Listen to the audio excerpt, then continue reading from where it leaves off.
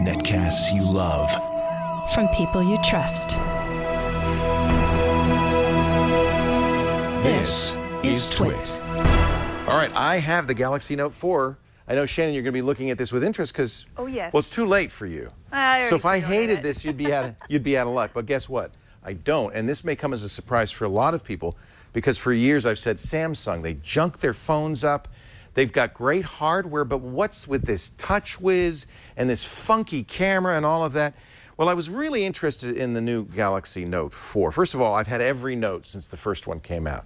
I was the guy, who had the giant phone that you mocked. Now it doesn't look so big, does it? This is a 5.7-inch phone. It's actually physically smaller than the iPhone 6 Plus, even though it has a bigger screen, because Samsung doesn't have a lot of bezels. This is almost edge-to-edge screen, and boy, what a great screen. It's a quad HD screen. I think it's 2560 by 1440. There are a few phones out now with that kind of resolution. Of course, the LG G3 was the first.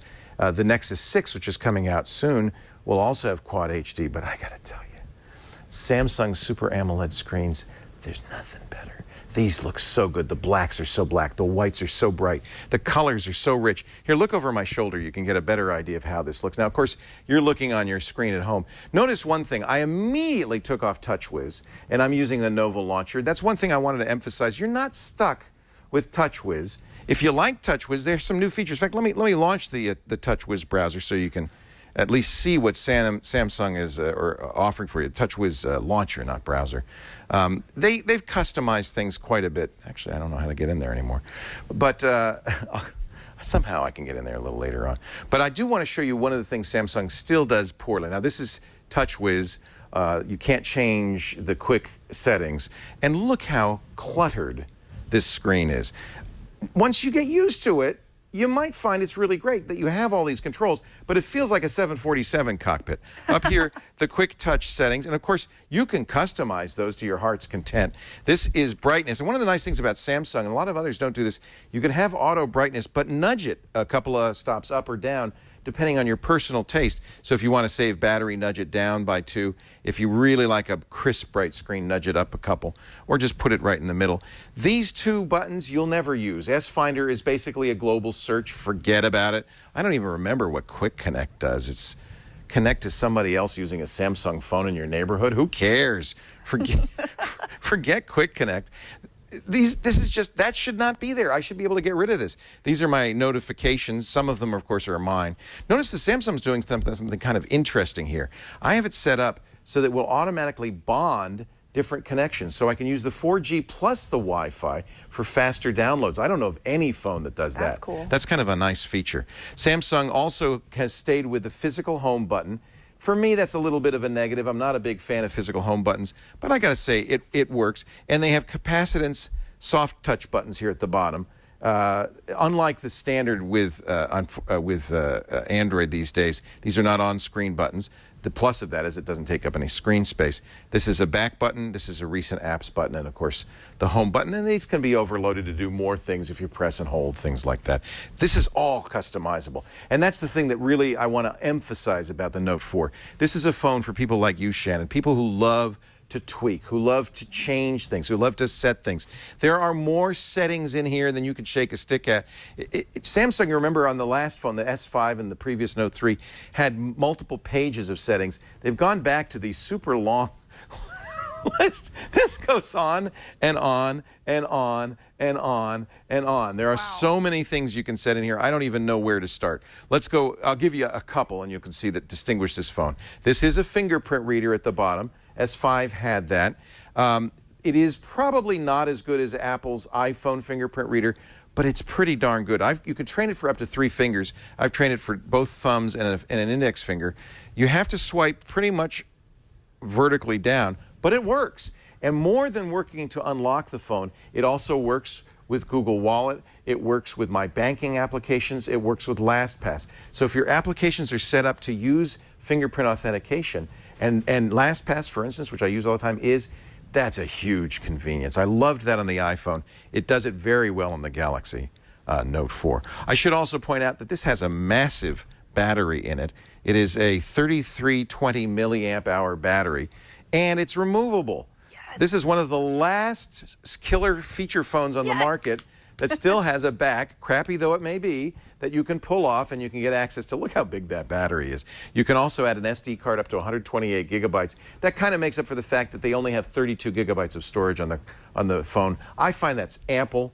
I'm very happy with it. And the fact that I could put a big SD card in there kind of makes up for that. You'll also notice a couple of extra things on the back here. Besides the really excellent 16 megapixel camera, there's, like on the S5, there's a heart rate monitor and something they call SO2, oxygen monitor. And you hold your finger there and you forget it. You're never going to use that. It also has a pedometer in here, and all that ties into the Samsung S Health application. One more feature that the Notes have become famous for, the S Pen stylus. It works better than ever on this. I love it. Very nice stylus. Pressure sensitive, so you can get fine lines and you can get thick lines. It really is, and it's very fluid. You can see how fast it keeps up. That's probably because there's 3 gigs of RAM in here. The Snapdragon 805 processors run at 2.7 gigahertz. I have the unlocked European version, which has Samsung's proprietary octa-core Exynos processor, running at a slightly slower speed, but I have to say, plenty of processing power. This thing is a monster. The camera, you know, arguably the best camera on the market today. I would say without a doubt, let's close this out. Without a doubt, the best camera on an Android phone. It competes very well with Apple's iPhone 6 and has some very nice features. Who took that? Oh, that's a selfie. That's one of the features, is you can turn the phone around. There's a selfie version that when you turn it around, it actually sees your face, counts you down with haptic feedback. You don't have to use the front camera. You might, though, because it's 120 degrees angle on the front camera. It's a special selfie camera, and it's a pretty good front camera. I think it's a 3.7 megapixels, so that's great. Also, Ultra HD video. Let me play it back here. I just took this video. Let me see if it's going to turn sideways. The quality of the video, you really can't see here. Superb. The amazing HD video. I work with weirdos. I'm sorry, what can I say? The picture quality is excellent. I couldn't be happier with this. I'll put some samples up online, but one of the reasons people are buying the Galaxy Note 4 is because it does in fact have, I bet you for you this is true too, oh yeah, it has a really superb camera. Now, one thing we dinged the S5 and S4 for is all of the camera modes. They go on and on. Samsung's been listening. They've really stripped out a lot of the weirdness that they put in the S5. For instance, yes, the modes are there, but you can turn them off so you never see them. So if you never want to use beauty face or multiple shots, you could just turn them off, pick the ones you want. By default, only a few are turned on. I do like selective focus. We've seen that before on the M8, the HTC One, and the Lumia phones. That's the ability to pull focus in or out depending on what you want after you take the picture. The sports shot is kind of interesting. It now has several modes within the sports shot. If you take a picture, you can choose to have, in fact, I think I did it with Burke. Let's see, I'll go back and see if I can find that. So I had Burke walk across the scene, and you can choose whether to erase him completely or have multiple shots of him walking across the scene. You get to choose. You can have that's the drama shot. And when you have the drama shot, you could pick which of these images. So I shot him as he's walking across, and I can have as many of him as I want. This is a nice thing. I think you're going to have fun with this. Now, obviously, Burke walking across the set is not very interesting, but if somebody's snowboarding, diving off a diving board, doing something that's actually interesting, this is a very nice feature. I was very pleased with this. And again, it's hidden away, so if you're not interested in it, you don't have to see it. The eraser shot's hysterical because it looks at the original and then erases unwanted moving objects. I like it. Bye-bye, Burke. So... So they've really put some thought into this. They've added nice features, but they've hidden them away so that you don't have to see them. In fact, in general, TouchWiz is much cleaner. They've listened to people, and they've taken out a lot of the cruft, including the multi-page settings, the weird stuff in the cameras. And I think this just even looks better. Lots of features in here. Yes, you can touch and pay with your Google Wallet or other credit cards. NFC is built in. I think the S Pen works great. Remember all the weird motion and gestures and things, like it would look at your eyes, you could scroll up and down? They took all of that stuff out. It does the things that really matter. For instance, it'll notice if you're looking at it and not go blank if you want. You can still do a screenshot by wiping your hand across it. A few of the things that were actually useful are still there, but a lot of those weird things like scrolling by moving your eyes up and down, gone, gone. And I have to praise Samsung for doing that. For a long time, my mom used a Galaxy Note 3 in easy mode. If you know somebody who doesn't want anything too fancy, the easy mode is big icons, very easy to use, and really takes a lot of the complexity of a phone like this out of the picture. So I'm very pleased with that. Samsung has done a good job listening to its users, improving the phone, an amazing screen. The S Pen works great.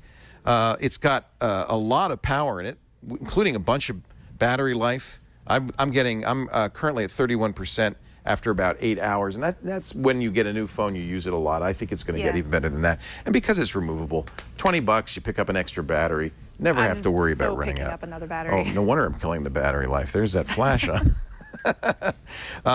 Let's see. Pros and cons here. Gorgeous screen, quad HD, and it's not sluggish at all because they've jammed a lot of processor power. In fact, the specs in general are amazing. 2560 by 1440. It's almost a 3 gigahertz processor, 2.7 gigahertz quad-core processor in a phone? That's amazing. I really like the 16-megapixel camera on the back. The front camera is 3.7 megapixels. Optical image stabilization. Infrared IR's back, so you can use it as a remote control. The Samsung TV app makes that very easy to set up. Ant Plus and a lot of other multimedia things people really like. The S Pen works great. The fingerprint reader actually works. Hey, kudos to Samsung. And I think the pedometer, the health monitors are really nice. On the con, well, because it's got TouchWiz on here, remember, this is a KitKat phone, but Lollipop's going to come out any day now, and you know that will be available to people who use Nexus phones, for instance, but not for TouchWiz phones for quite some time, because Samsung has to take that source code and fix it and make it work with TouchWiz. That slows everything down. So it is KitKat. I'm going to have to say that's a negative, given that Lollipop is due any minute now. The speaker's not great. It has a single speaker in the back. It's loud, but kind of tinny. And the price, whoa! If you get this from a carrier with a 2-year plan, $300. Is that what you paid? Nope, I'm doing the full price. And the full price, $800 for this phone. Actually, I think we found it on Amazon for you can find it as little as $650. Do you find it for $650? Yeah. If wow. you do the smaller gig version, the 32 gig. I should have shopped around. All right, well, there you go. It's very expensive still. Yes. Especially when you see phones that are very close in spec, like the OnePlus One, for half that much. And also, you've got to remember the Nexus 6, Google's Nexus phone, is going to have many of these same specs for about the same price, but will have Lollipop and a pure Google experience. You're really going to have a tough decision. Want one too. You're going to have a tough decision ahead of you. But here's the good news. I'm very happy to say I'm definitely giving a buy. You did the right thing on the Galaxy Note 4. Samsung has listened to all the complaints I made about having too much cruft on it, making it too complicated to use. They've kept the stuff that people really like, and they've made an amazing power horse of a phone. A definite buy on the brand new and very expensive Samsung Galaxy Note 4.